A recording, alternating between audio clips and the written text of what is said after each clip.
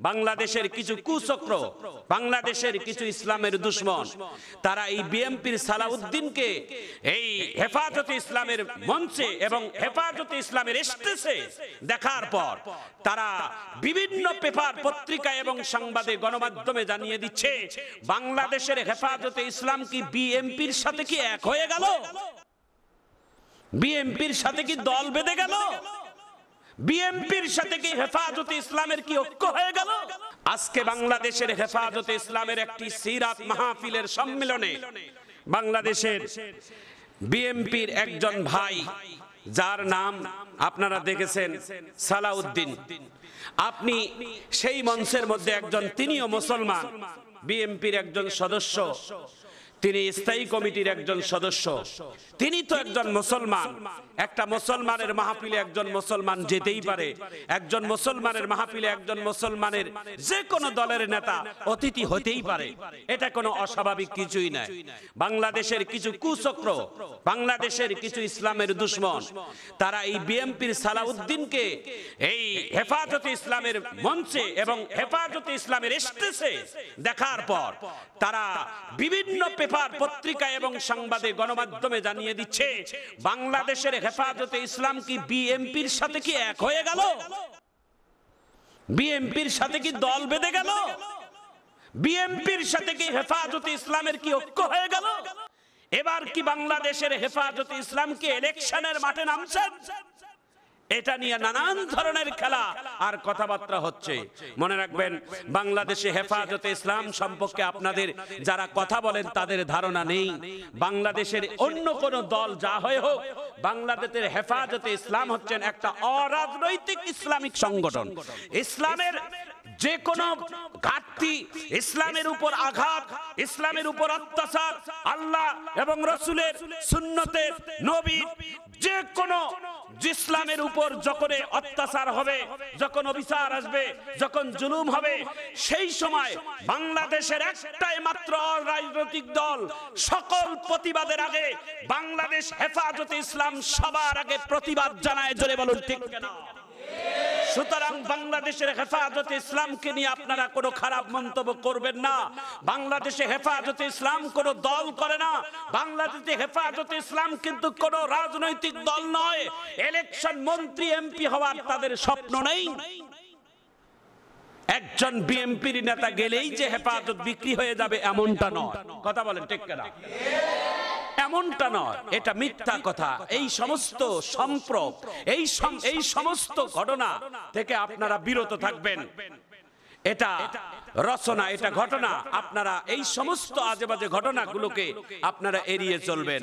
মনে রাখবেন, যারা মানুষের কথা নিয়ে নাড়ানাড়ি করে, এটা সব থেকে বড় গুনার মধ্যে এটাও একটা গুনাহ। সমালোচনা, গীবত করা, মিথ্যা কথা শোনা, এগুলো করা যাবে না।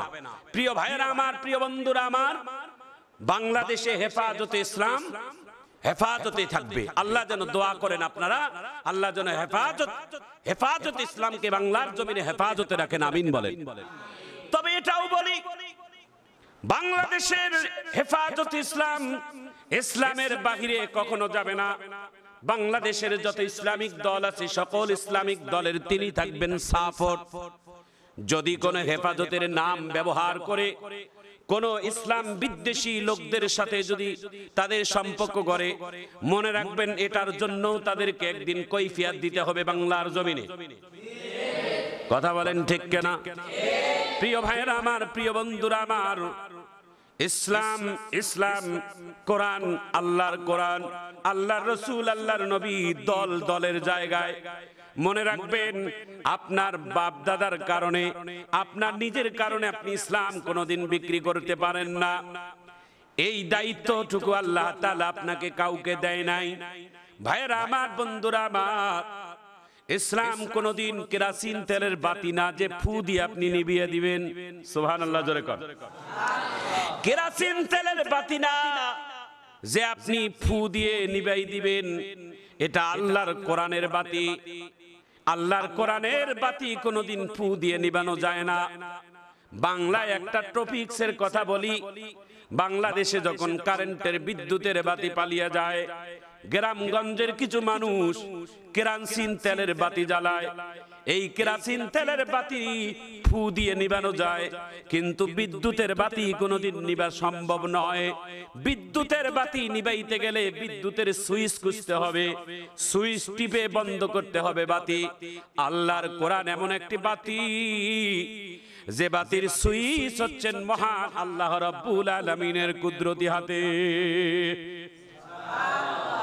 ভাইরা আমার, বন্ধুরা আমার, আল্লাহর কোরআনে আল্লাহ তাআলা বলেন, আমি ইন্না নাহনু নাযালনা যিকরা ওয়া ইন্না লাহু লাহাফিজুন।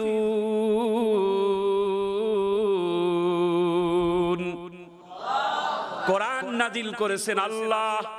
কোরআন কিন্তু মানুষের বানানো নয়, কোরআন নাজিল করেছেন আমার আল্লাহ। কিয়ামত পর্যন্ত কোরআনকে সংরক্ষণ এবং হেফাজত করার দায়িত্ব আমার আল্লাহ। সুতরাং কোরআন এই পৃথিবী থেকে নিভাইতে যারা চায় তারাই কিন্তু নিভিয়ে যাবে। আল্লাহর কোরআনকে যারা ডাবাইতে চায় তারাই কিন্তু ডাবিয়ে যাবে। আল্লাহর কোরআনকে পৃথিবীর কোনো শক্তি নাই নিভিয়ে দিতে পারে। কারণ এই পৃথিবীতে কোরআন ততদিন থাকবে যতদিন আল্লাহর জমিনে আল্লাহর দুনিয়া থাকবে। সূর্য চন্দ্র যতদিন ঠিক থাকবে ততদিন আল্লাহর কোরআন ঠিক থাকবে। আল্লাহর কোরআন যেই দিন থাকবে না সেই দিন এই পৃথিবীটাও কিয়ামত হয়ে যাবে। সুতরাং কোরআন আগে, আমরা হলাম পরে।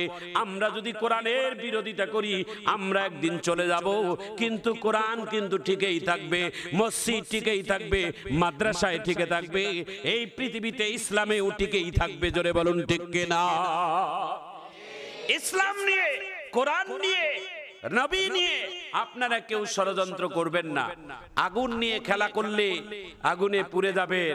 আল্লাহর কোরআন নিয়ে, রাসূলের হাদিস নিয়ে আপনারা খেলা করিয়েন না দোস্ত, তাহলে কিন্তু আপনারাও পুড়ে যাবেন। যেমন পুড়ে গেছে আবু জেহেল, যেমন পুড়ে গেছে আবু লাহাব, যেমন পুড়ে গেছে উতবা, যেমন পুড়ে গেছে সায়বা। মক্কার বড় বড় কাফেরেরা পুড়ে গেছে, নাস্তিকেরা ধ্বংস হয়ে গেছে। আজকে আল্লাহ তাআলা ইসলামকে বিজয় করে রাখছে। ইসলাম শান্তির ধর্ম। সুবহানাল্লাহ বলেন। এই পৃথিবীতে যত ধর্ম আছে সব থেকে শান্তির ধর্মের নাম কি? একটু জোরে বলেন। ইন্নাদ দীনা ইনদাল্লাহিল ইসলাম। একমাত্র আল্লাহ তাআলার কাছে মনোনীত দিন, শান্তির দিন, প্রিয় দিন, যার নাম ইসলাম। এই সম্পর্কে ইসলাম আমাদের ভালোবাসা। এটা কবরের মধ্যে প্রশ্ন করবে, মান রব্বুকা ওমান দীনুকা ওমান নাবিয়্যুকা।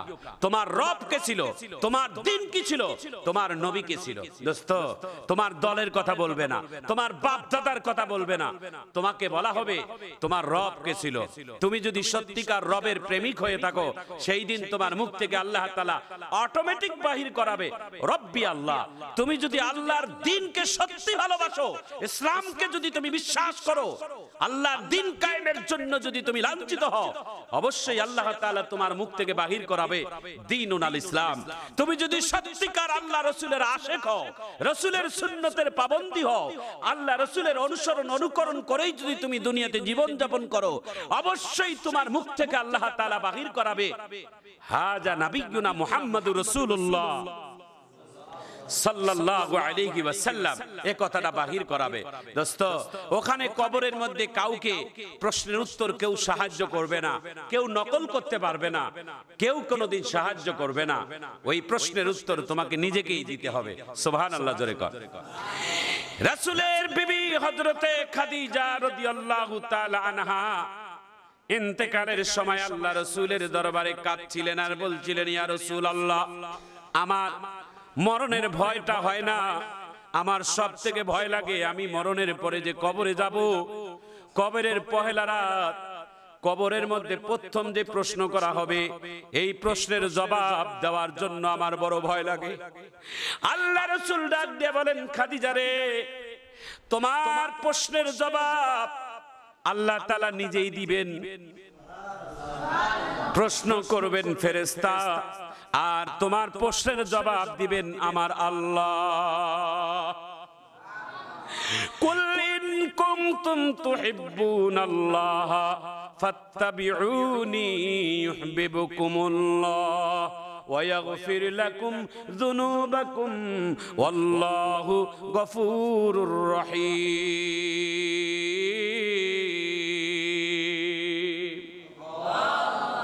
পৃথিবীতে একজন মহিলা, একজন মনীষী নারী, যার নাম হযরতে খাদিজা রাদিয়াল্লাহু তাআলা আনহা। খাদিজার যখন বিবাহ হয় তখন সেই সময় খাদিজার সম্পদ হলো 40 মণের উপর স্বর্ণ তার মওজুদ ছিল।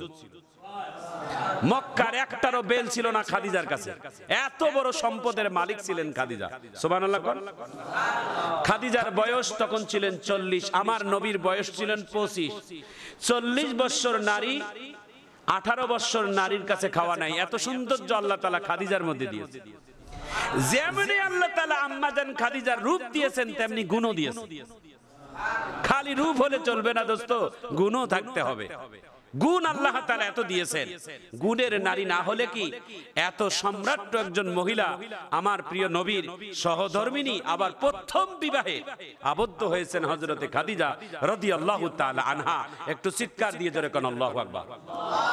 রাসূল বলেন, আমার সমস্ত সাহাবার কুরবানি যদি এক পাল্লায় রাখানো হয়, আবু বকর, উমর, উসমান, আলী থেকে সমস্ত সাহাবায়ে কেরামের কোরবানিগুলোকে যদি এক পাল্লায় রাখানো হয়, আর আমার খাদিজা, আমার বিবি, আমার স্ত্রী খাদিজার কোরবানি যদি এক পাল্লায় দেওয়ানো হয়, তো সমস্ত সাহাবায়ে কেরামের থেকে খাদিজার কোরবানির পাল্লা বেশি ভারী হয়ে যাবে। খাদিজার কাজের মেয়ে ছিল কয়েক শত, তার কাপড় ধুবে কাজের মেয়ে, তার নাস্তা বানাবে কাপের মেয়ে, তার নখ কাটবে কাজের মেয়ে। সেই খাদিজা যেই দিন আমার নবীকে বিবাহ করলেন, সেই খাদিজা 70টা তালি পোশাক পরে একবার নবীর সামনে দাঁড়াইছেন। কয়টা তালি? 70টা তালি পরা একটা কাপড় আমার নবীর সামনে এসে হাজির হয়েছে। খাদিজার শাড়ির অবস্থা দেখে আমার নবী কাঁদে। আমার নবী ডাক দিয়ে বলেন, খাদিজা, তোমার 70 জনের উপর কাজের বুয়া ছিল, আর সেই খাদিজা আজকে আমার সামনে দাঁড়িয়ে 70টা তালি পরা কাপড় নিয়ে আমার নবীর সামনে দাঁড়াইলো। যে খাদিজার 70টা কাজের বুয়া ছিল, আজকে সেই খাদিজা 70টা তালি পরে আমার সামনে দাঁড়াইছে। জিবরাইলের মাধ্যমে আমার নবী সালাম দিয়ে বলে, নবী গো, আজকে শুধু আপনাকে একা সালাম দেওয়ার জন্য আসি নাই, পাশে আপনার স্ত্রীকে সালাম দেওয়ার জন্য আসছি। আল্লাহ পাঠাই দিয়েছে। বলে কেন? বলে আপনার খাদিজার পরনে যে 70টা তালি পোশাক, এই আল্লাহ তাআলা এই কাপড়ের পরনের পোশাকটা দেখে আমার আল্লাহ এত খুশি হয়েছে যে আল্লাহ আপনার খাদিজাকে সালাম পাঠিয়েছে। সুতরাং যার জোর কোরবানি যত বড়, আল্লাহ তাআলার কাছে তার মর্যাদাও তত বড়। জোরে বলুন ঠিক কিনা?